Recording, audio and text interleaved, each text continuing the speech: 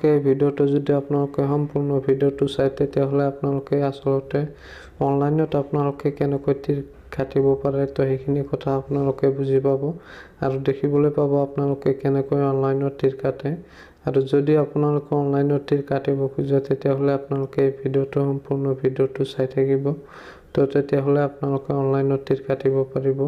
তো এতিয়া আমি গুগলত সাৰ্চ কৰিম onlinetircounter.com। অলপ লোডিং হোৱাৰ পিছত আপোনালোকে চাই আছে এনেকৈ এটা ইণ্টাৰফেচ আহিব আপোনালোকৰ সন্মুখত। আপোনালোকে একেবাৰে ওপৰত যে আছে onlinetircounter.com তো আপোনালোকে তাতে ক্লিক কৰিব। ক্লিক কৰাৰ পিছত আপোনালোকে চাব এনেকৈ এটা ইণ্টাৰফেচ আহিব। এইটো হৈছে onlinetircounter.com।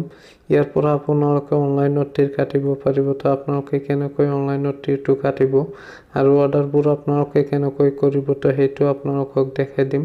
তো আপোনালোকে ভিডিঅ'টো স্কিপ নকৰাকৈ চাই থাকক। তেতিয়া যদি আমি ইয়াৰ পৰা অৰ্ডাৰ কৰিব খোজো নম্বৰবোৰ তেতিয়া আমি শ্বপ নাওত ক্লিক কৰিম। তাৰ পিছত আমি এনেকৈ এটা ইণ্টাৰফেচ দেখিবলৈ পাম।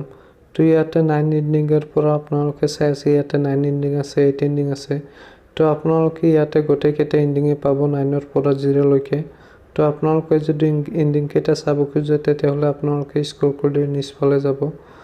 তাৰ পিছত আপোনালোকে গোটেই নম্বৰ কেইটা দেখিবলৈ পাব স্ক্ৰল কৰি নিচফালে গ'লে। তো আপোনালোকে ইয়াৰ পৰা যিকোনো এটা সিলেক্ট কৰিব। সিলেক্ট কৰাৰ পিছত আপোনালোকে 4টা অপচন দেখিবলৈ পাব। আপোনালোকে আচলতে নম্বৰটো ক'ত কাটিব এই 4টা অপচন আহিব।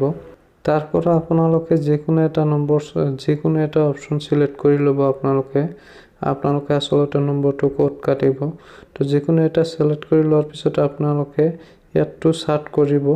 ইয়াতটো চাৰ্ট কৰাৰ পিছত আপোনালোকে চাব ওপৰত ৰাইট সাইডত আপোনালোকে এটা চাব তাতে আপোনালোকে ক্লিক কৰি আপোনালোকে এনেকৈ এটা ইণ্টাৰফেচ দেখিবলৈ পাব। মানে ইয়াতে আপোনালোকে অৰ্ডাৰবোৰ আপোনালোকে প্লিজ অৰ্ডাৰত তেতিয়া ক্লিক কৰিব লাগিব। তেতিয়াহ'লেহে আপোনাৰ অৰ্ডাৰটো হ'ব। তেতিয়া আমি প্লিজ অৰ্ডাৰত ক্লিক কৰিম। তাৰ পিছত আমি ইয়াৰ পৰা আমি পে কৰিব লাগিব। তো আপোনালোকে চাই আছে অৰ্ডাৰটো সাকসেসফুল হৈ গৈছে।